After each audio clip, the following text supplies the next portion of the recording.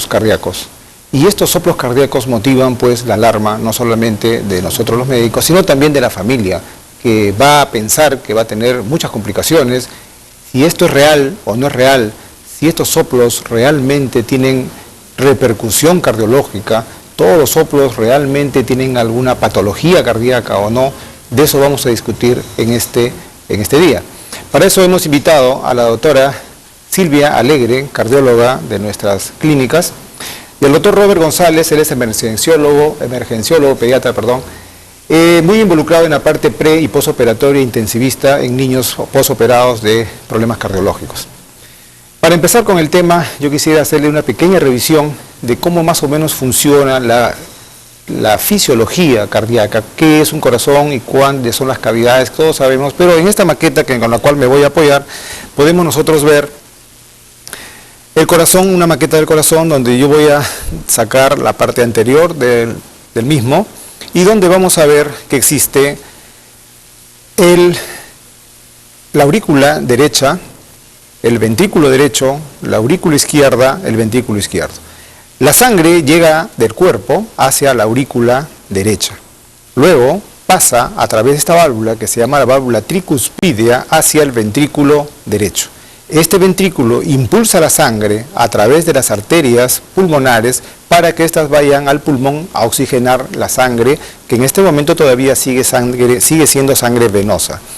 Esta sangre regresa por la aurícula izquierda, pasa luego al ventrículo izquierdo a través de esta válvula que se llama la válvula mitral.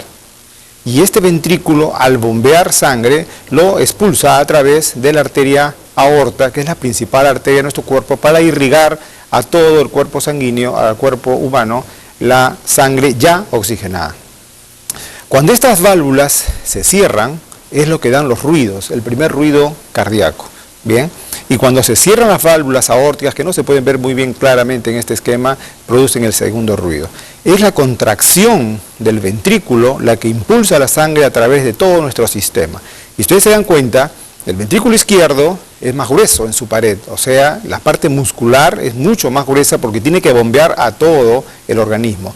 Mientras que el ventrículo derecho es más delgadito, porque solamente tiene que bombear sangre hacia el pulmón. En esta maqueta vista así, en una forma un poco fría, vamos a verlo ahora en vivo, o sea, cómo funciona, obviamente en un video, cómo trabaja esta musculatura cardíaca. Adelante, por favor. Aquí vemos el corazón que está latiendo. Ustedes ven que las partes altas, que son las partes blancas, se están contrayendo y a la vez el corazón también lo hace. Esto ya es un corte donde la sangre se ve que se bombea a través. Yendo más hacia la parte microscópica, vemos un esquema y esta es una imagen de una fibrilla, o sea, lo que es un músculo cardíaco, que tiene sus irrigaciones con arterias y venas. Si nosotros levantamos este músculo cardíaco, una de estas fibras, vamos a ver que está inmerso, formado por toda una masa muscular, en la cual nosotros vemos una serie de formaciones anatómicas. Pero todas estas formaciones tienen como función, básicamente, es enviar y eliminar iones, o sea, sodio, calcio y potasio, que son esos puntos blanquitos que ustedes ven, que ingresando por las membranas van a ingresar y estimular a la fibra cardíaca. La parte de abajo que ven como ustedes que parece un pentagrama, son los músculos, las fibras de actina-miosina, es decir, la contracción y relajación, como ven, se ve estimulada por la presencia de estos puntitos blancos que son los iones de calcio básicamente, que son los que van a producir la repolarización y despolarización de la fibra cardíaca. Esto se produce en milisegundos, evidentemente, y esto hace que el corazón todo el tiempo lata. En estas imágenes vemos lo mismo, que al entrar los iones de calcio y de sodio se producen las contracciones, y cuando estos salen se produce la relajación. Todo esto es un mecanismo intrínseco al corazón que funciona toda nuestra vida. Bien, visto esto un poco esquemáticamente, voy a proceder a ver cómo los televidentes están en sus conocimientos, qué pasa con cómo están de los soplos cardíacos, qué entendimiento tienen de una cardiopatía. Vamos con una encuesta. Adelante, por favor. ¿Cómo reconocería usted un problema cardíaco en un niño? Claro, cuando está respirando agitada, me imagino que puede, y el corazoncito le late demasiado, pero eso sucede también cuando tiene fiebre. Sí, lo de inmediato sería llevarlo a médicos, eso sería lo único. El cansancio, su respiración acelerada, cuando las uñas están moradas o los labios, la respiración también lenta y el niño estaría fastidiado. El color también cambia, se pone oscuro el color de un niño azul, como lo llaman. Bueno, porque se cansa, se agita, no puede jugar como los demás niños, ¿no? Y también se le pone un color azulado, más o menos. Creo que uno de ellos es la respiración, ¿no es cierto? Se cansa al caminar, al correr. Se agitaría al caminar y constantemente estaría sufriendo de problemas de respiración. Bien, es evidente que se asocia con el aparato respiratorio y con el aparato cardiovascular. La primera pregunta que yo le haría a Robert es, bueno, ¿qué es un soplo cardíaco? ¿Cómo definimos un soplo cardíaco, Robert? El soplo cardíaco, tal como se puede expresar de una manera, como un signo clínico encontrado por un médico, en este caso particular, un neonatólogo o pediatra, que indica en sí una turbulencia de la sangre, una expresión física de una turbulencia, que puede ser el paso ya sea a través de una válvula, de una cuestión funcional propiamente dicha del corazón, o a través de un shunt, o lo que comúnmente se considera, ¿no?, un agujero virtual o esquemático que existe en la parte intracardíaca, ¿no? Asimismo, hay que reconocer de que un soplo también puede significar una situación netamente funcional nomás, que no necesariamente tiene que tener una expresión anatómica en el corazón del niño, ¿no? Podemos tratar en este caso un paciente con anemia, un paciente que tiene una enfermedad endocrinológica, tipo una enfermedad tiroidea, incluso el mismo hecho de un paciente en estado de nutrición puede originar un componente expresado como un soplo cardíaco y no necesariamente tratarse netamente de una patología cardíaca, ¿no? Silvia, entonces, estos soplos, normalmente la sangre que fluye dentro de nuestro cuerpo, ¿hace ruido? Normalmente la sangre va a ser laminar, la circulación es laminar. Entonces, al ser la circulación laminar, no produce sonidos. Entonces, por eso cuando uno ausculta a una persona, a un niño, a un paciente, uno lo que va a escuchar el primer y segundo ruido del corazón. No debe escuchar ningún otro sonido adicional. Todo sonido adicional producido por lo que Robert está explicando, porque hay alguna cosa que haga que la sangre, que es laminar, se ponga turbulento, ocasiona expresión de sonido, y esa expresión de sonido es lo que llamamos comúnmente un soplo cardíaco. Entonces, lo podemos encontrar después del primer ruido, después del segundo ruido. Eso depende del momento de la auscultación, ¿no? Y como bien Robert estaba mencionando, ¿no?, puede ser que estos soplos realmente sean benignos, funcionales, como le llamamos, o que sean la expresión realmente de una cardiopatía. Y dentro de la frecuencia, ¿cuántos soplos que escuchamos nosotros los pediatras asustadísimos los mandamos al cardiólogo? ¿Cuántos de estos soplos realmente son problemas de tipo orgánico, o sea, con alguna cardiopatía?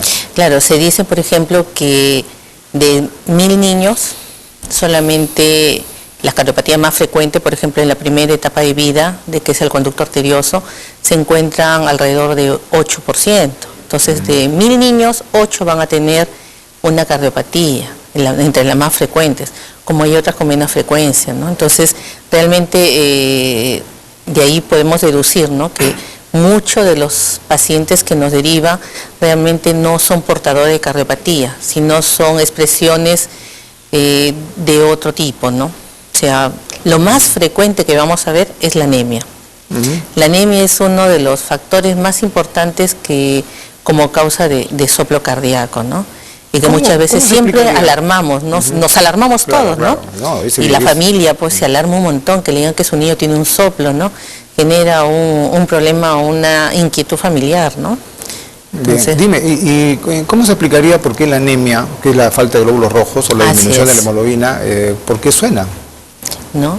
Existen muchas formas que se ha tratado de explicar que la anemia sea una expresión. Algunos lo tratan de explicar como que dice que es colocar un parlante al estetoscopio y que esa es la forma como nosotros a través de la anemia estamos escuchando, que normalmente si el niño tuviera 3 hemoglobina o En promedio, de repente no lo escucharíamos, sería un soplo que lo catalogamos como grado 1, ¿no? Recordando que los soplos lo catalogamos del 1 a 6, y 6 es lo más fuerte, 1 es lo más débil, que muchas veces puede pasar desapercibido, ¿no? Entonces, eso podría ser una forma de tratar de hacer explicar, ¿no? Pero es muy frecuente por lo que tú mencionas y lo que vemos en la práctica también, ¿no? Así es. Robert, hablaba Silvia de una clasificación. Creo que para dar una idea, ¿qué significa la clasificación? ¿Qué importancia? ¿Qué dice la clasificación de los soplos? Bueno, el soplo generalmente uno tiene que determinar la importancia clínica que tiene el soplo en sí, ¿no? Hay soplos cardíacos que, entre comillas, lo vuelvo a manifestar, que puede tener una expresión hemodinámica en el paciente, o sea, que tenga un compromiso propiamente en el paciente, ¿no? Generalmente nosotros hablamos de soplos funcionales en aquellos soplos que generalmente no tienen ninguna expresión, más allá del mero hecho de encontrar un signo clínico, ¿no? No le origina mayor alteración, es un niño que tiene un desarrollo normal, como cualquier niño, con su estado psicosensorial, psicomotriz, en forma adecuada.